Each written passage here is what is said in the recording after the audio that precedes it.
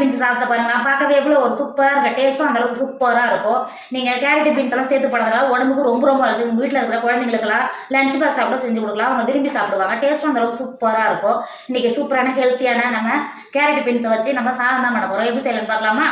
Hi friends, welcome to Kerala சமையல். கேரளா சமையலில் நம்ம கேரட் பீன்ஸ் சாதம் தான் செய்ய போகிறோம். வாங்க எப்படி செய்யலாம்னு பார்க்கலாம். சாதம் வடிக்கிறதுக்கு ஒரு பாத்திரத்தில் தண்ணி வச்சு இங்கே பாருங்கள் எந்த அளவுக்கு நல்லா கொதிக்க ஆரம்பிச்சிச்சு பார்த்தீங்களா. இப்போது நான் ஜீரக சம்பாரிச்சு எடுத்திருக்கேன், 2 கப்பு எடுத்திருக்கேன். 250 கிராம் கப்பில் 2 கப்பு ஜீரக சம்பாரிச்சு எடுத்திருக்கேன். இப்போ கொதிக்கிற தண்ணி இருக்குது பார்த்தீங்களா, இந்த மாதிரி உள்ளே சேர்த்துக்கோங்க. இந்த மாதிரி சேர்க்கும்போது இந்த மாதிரி சுடு தண்ணி சேர்த்து ஒரு 2 டைம் நீங்கள் கழுவும் போது அரிசியில் இருக்கிற டார்ச்செல்லாம் வெளில வந்துடும். சாதம் நல்லா உதிரியாக இருக்கும். லஞ்ச் பாக்ஸ் எல்லாம் செஞ்சுட்டு டேஸ்ட் நல்லா சூப்பராக இருக்கும். சேர்த்துட்டு கை வச்சு கழுவுற மாதிரி இந்த மாதிரி கரண்டியோ இல்லை ஸ்பூனோ வச்சு இந்த மாதிரி கலக்கி கொடுத்துக்கோங்க. அப்போ அரிசி அந்த அளவுக்கு நல்லா கலர் மாறுது பார்த்தீங்களா. இப்போ அரிசியில் இருக்கிற டார்ச்செல்லாம் போயிடும். நமக்கு சாதம் வடிக்கும் போது உதிரியாக இருக்கும். இப்போ இந்த மாதிரி நீங்கள் கரண்டி வச்சு கழுவினோடனே பாருங்கள் எந்த அளவுக்கு நல்லா கலர் மாதிரி வந்துருக்கு பார்த்தீங்களா. இப்போ இந்த தண்ணியை வடிகட்டிட்டு ஒரு 2 டைம் நல்லா வடிகட்டிட்டு நார்மல் வாட்டரில் ஒரு 2 வாட்டி நல்லா அரிசியை கழுவிட்டு தண்ணியை வடிகட்டி எடுத்துக்கோங்க. இப்போ கழுவி எடுத்துன்னு வந்திருக்கோம்ல அரிசியை தண்ணியில் சேர்த்துக்கோங்க. அரிசியை சேர்த்து கொடுத்துட்டு அது கூடவே 1.5 டேபிள் ஸ்பூன் உப்பு சேர்த்துக்கோங்க. நீங்கள் இப்போவே உப்பு சேர்த்து வடிக்கும் போது சாதத்தில் நல்லா உப்பு பிடிச்சிருக்கோம். 1.5 டேபிள் ஸ்பூன் உப்பு சேர்த்துக்கோங்க. உப்பு சேர்த்துட்டு நல்லா கரண்டி வச்சு கிண்டி கொடுத்துக்கோங்க. கிண்டி கொடுத்துட்டு மூடி போட்டு மூடி சாதம் 3/4 பாகம் நல்லா வேக வச்சுக்கோங்க. இப்போ பாருங்கள் நம்ம சாதம் எந்த அளவுக்கு நல்லா 3/4 பாகம் நல்லா வெந்து வந்திருக்கு பார்த்தீங்களா. எங்கே பாருங்கள் எந்த அளவுக்கு நல்லா வெந்து வந்திருக்கு பாருங்கள்.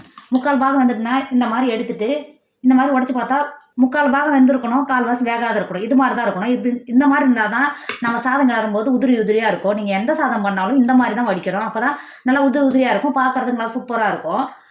சாதம் 3/4 பாகம் நல்லா வெந்துடுச்சு. சாதத்தை வடிகட்டி எடுத்துக்கோங்க. பாருங்கள் நம்ம வடிகட்டின சாதம் எந்த அளவுக்கு நல்லா உதிரியாக இருக்குது பார்த்தீங்களா. இங்கே பாருங்க. இப்போ சாதத்தை மாற்றி வச்சுக்கோங்க. இப்போ ஒரு கடாய் வச்சுக்கோங்க. இதில் ஒரு 3 டேபிள் ஸ்பூன் எண்ணெய் சேர்த்துக்கோங்க. எண்ணெய் சேர்த்து எண்ணெய் நல்லா சூடாயிடுச்சு. 1/4 டேபிள் ஸ்பூன் கடுகு சேர்த்துக்கோங்க. கடுகு சேர்த்து நல்லா கடுகு பொரிஞ்சு வந்துருச்சு. ஒரு கத்து கருவேப்பிலை சேர்த்துக்கோங்க. கருவேப்பிலை சேர்த்து கருவேப்பிலை நல்லா பொரிஞ்சு வந்துருச்சு. ஒரு மீடியம் சைஸ் வெங்காயத்தை எடுத்து நீல வாக்கில் கட் பண்ணி வச்சுருக்கேன். இப்போ உள்ள சேர்த்துக்கோங்க. வெங்காயத்தை சேர்த்து கொடுத்துட்டு அது கூடவே ஒரு டேபிள் ஸ்பூன் இஞ்சி பூண்டு பேஸ்ட் சேர்த்துக்கோங்க. இஞ்சி பூண்டு பேஸ்ட் சேர்த்து கொடுத்துட்டு அது கூடவே ஒரு 1/4 டேபிள் ஸ்பூன் உப்பு சேர்த்துக்கோங்க. நம்ம சாதத்துக்கு ஏற்கனவே உப்பு சேர்த்துருக்கோம்.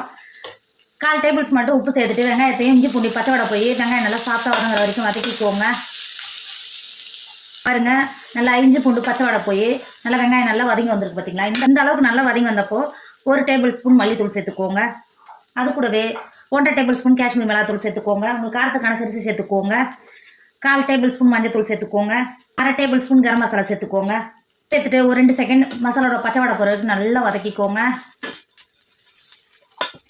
இந்த அளவுக்கு நல்லா வதக்கி கொடுத்துட்டு ஒரு மீடியம் சைஸ் தக்காளியை பழுத்த தக்காளியை கட் பண்ணி வச்சுருக்கேன். இப்போ சேர்த்து கொடுத்துக்கோங்க. சேர்த்துட்டு தக்காளியை ஒரு 10 நிமிஷத்துக்கு நல்லா வதக்கிக்கோங்க. பாருங்க தக்காளியை நம்ம எந்த அளவுக்கு நல்லா குழஞ்சி கிரேவி பார்த்து நல்லா வெந்து வந்திருக்கு பார்த்தீங்களா. இப்போ இந்த ஸ்டேஜில் 200 கிராம் பீன்ஸு 100 கிராம் கேரட் எடுத்து வச்சுருக்கேன். நல்லா பொடியாக கட் பண்ணி வச்சுருக்கேன். இப்போ சேர்த்துக்கோங்க. கேரட்டும் பீன்ஸும் சேர்த்து கொடுத்துட்டு ஒரு 10 நிமிஷத்துக்கு நல்லா வதக்கிக்கோங்க.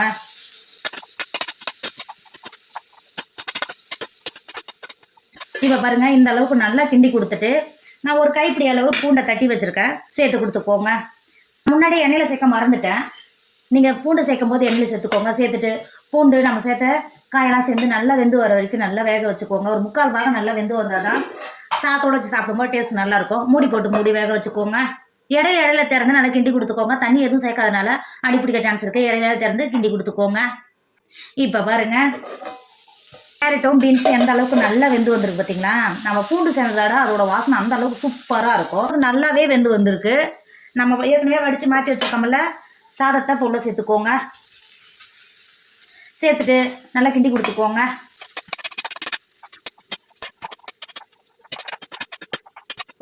இப்போ பாருங்கள் இந்த அளவுக்கு நல்லா கலந்து எடுத்த உடனே எந்த அளவுக்கு நல்லா கலர்ஃபுல்லாக இருக்குது பார்த்தீங்களா. இப்போது ஒரு கைப்பிடி அளவு நல்லா பொடியாக கட் பண்ணி வச்சுருக்கேன். மல்லித்தழை உள்ளே சேர்த்துக்கோங்க. உள்ளே சேர்த்துட்டு கிண்டி கொடுத்துட்டு வேற ஒரு பிளேட்டுக்கு மாற்றிக்கோங்க. நம்மளோட கேரட் பீன்ஸ் அதாவது சூப்பராக ரெடி ஆயிடுச்சு. இதோட டேஸ்ட் அந்த அளவுக்கு சூப்பராக இருக்கும். உங்கள் வீட்டில் இருக்கிற குழந்தைங்கன்னா காயெல்லாம் சாப்பிடாம தூக்கி போட்டாங்கன்னா இது மாதிரி பண்ணி கொடுங்க. டேஸ்ட் அந்த அளவுக்கு விரும்பி சாப்பிடுவாங்க. டேஸ்ட் அந்த அளவுக்கு சூப்பராக இருக்கும். கண்டிப்பாக நீங்களும் ட்ரை பண்ணுங்க. என்னோட வீடியோ உங்களுக்கு பிடிச்சிருந்தா உங்கள் ஃப்ரெண்டு உங்கள் ஃபேமிலிக்கு ஷேர் பண்ணுங்கள். மறக்காமல் கேரளா சமையல் சப்ஸ்கிரைப் பண்ணிக்கோங்க. தேங்க்யூ.